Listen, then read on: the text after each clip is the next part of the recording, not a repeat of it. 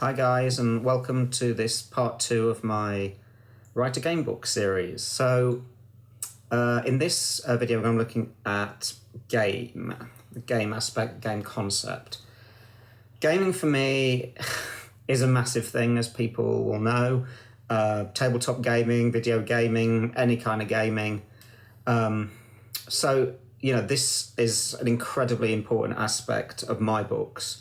And over the course of this video, I'm hopefully going to persuade you that having a standout game system is important to your book. I would say crucial, but people will argue that point, I know.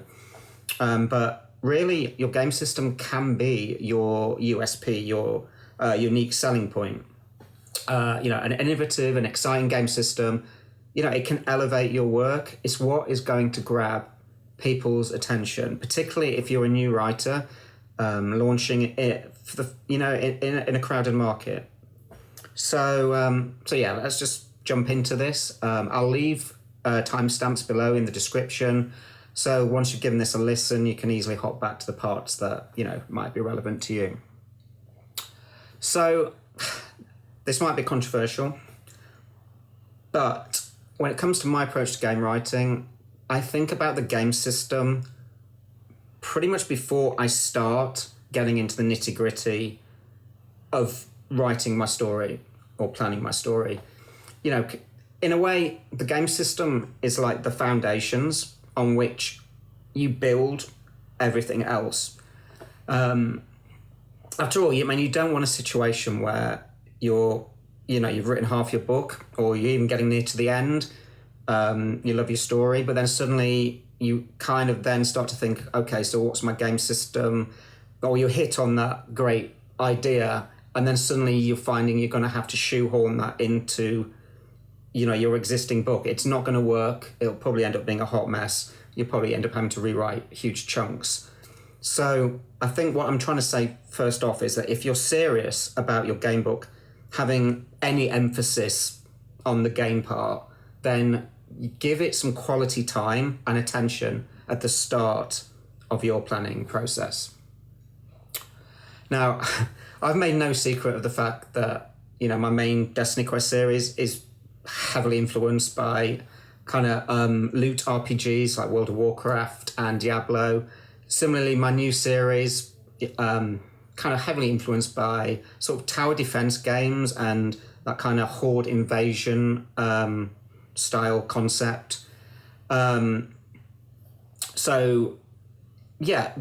of my series, they have their identity, and I think that's important. When anyone talks about or mentions my main DestinyQuest series, it's often the game aspects of it that come to the fore, and often my books are well received because they are unique and different, not necessarily from a story point of view, but because of their game system. So here's my next bit of advice: be different. And I can't say that enough. Fighting fantasy came out back in the 80s. It popularized the genre for millions of people. It was the first game book series, to have a game book, to have a game element, a dice rolling element, and it was a super simple system that is still beloved to this day, and rightfully so. But ultimately, it was a very simple system. Now, let's fast forward. We're not in the 80s anymore, Things have changed. Gaming has moved on from the ZX Spectrum and the BBC computer. We live in a world of next-gen consoles, massive multiplayer online experiences, a zillion and one tabletop games and role-playing systems. So in my opinion, you can't get away anymore with launching a series in a crowded market by relying on something that's that simple, something that's just kind of a bread and butter approach. Even in the sort of mid to late 80s, like game book writers were already starting to change things up, to innovate with new ideas. There was, let's take some examples. There was the sorcery system by Steve Jackson, which, as its name implies, brought in a magic system. You had to memorize spells, which each had like a 3-letter code word. And you had to collect spell ingredients and components in order to cast those spells. So again, that was like, back then, that was a whole new, fresh approach.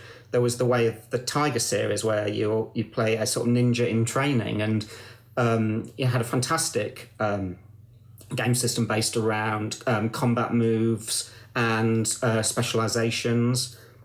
Another series that probably passed a lot of people by was the Duel Master series, which was kind of like a paired up system of 2 game books, but it was literally like player versus player.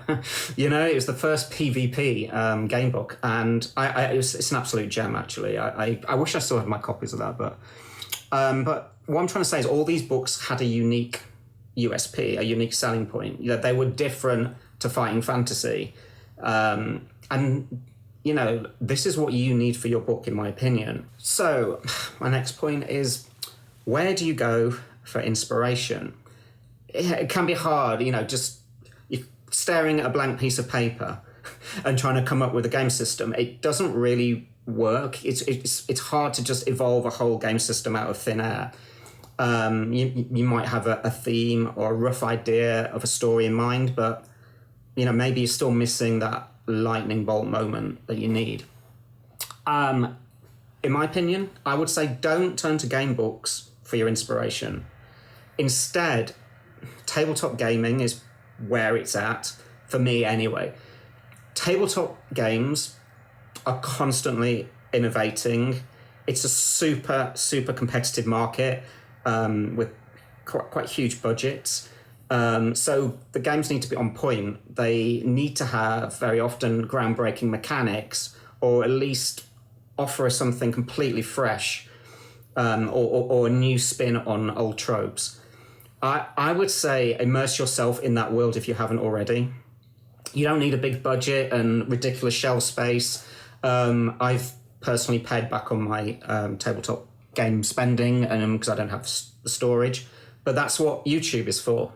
You can watch playthroughs of pretty much anything and everything.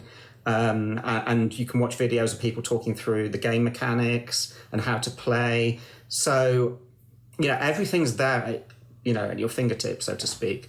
So watch things in your genre. Find out about what is hot at the moment, what is popular. If you have a genre idea in mind, then find out what others are doing in that genre, in the tabletop scene, because it will really help you. For DestinyQuest Raiders, my new book that's coming out in June, I knew from the outset that I wanted to do like a horde mechanic game, like a tower defense style of game. And this is even before I had like the story in mind. So, I'd already got experience of playing tabletop games with that sort of theme. Besieged is one of them, Bastion, and I'd even go as far as to say maybe like Zombicide and Rum and Bones, which is another one of my sort of all-time favourites. Because I'd already played these many times, they're kind of part of my DNA.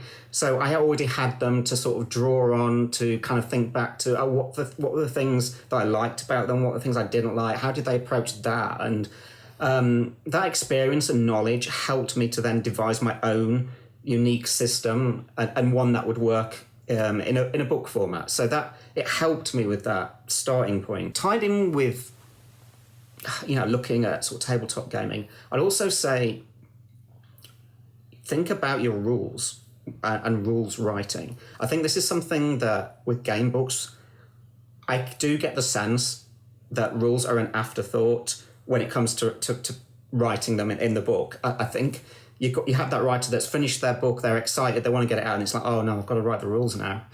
And sometimes you can almost tell they were written last after the story, with significantly less enthusiasm. My advice, don't do that. Rules are the first thing that someone will read in your book. So therefore, if you can, make them interesting, give them a voice. Use your rules at the front of the book to kind of draw your reader in to your world. And again, I would say look at rule books written for popular tabletop games. The PDFs are by and large usually online. You can have a look at their design, their tone of voice, the use of diagrams and examples. I mean, rule writing is actually kind of a bit of an art form in itself, and I think you'd really benefit from looking at how other rule systems are communicated to players, and also how to kind of make it not overwhelming, particularly if you have a lot of potentially kind of complex mechanics.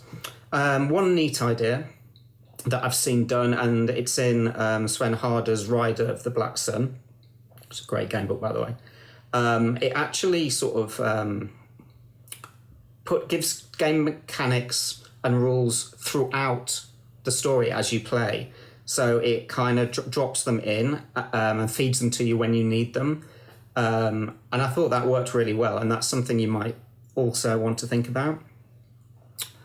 So finally, I want to come back to the idea of the game being your USP. A story, funnily enough, can be hard to sell because you don't want to give too much away.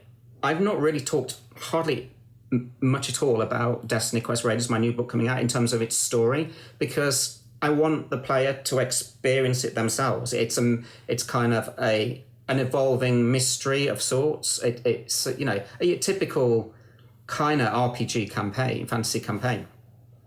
So I can't talk about that as much as I can, the game system. And in my experience, it's not necessarily the story that kind of nails the sale, so to speak. I mean, a story or a theme, it can grab someone's attention, but to reel them in, it's the game. It's the game that underlies it.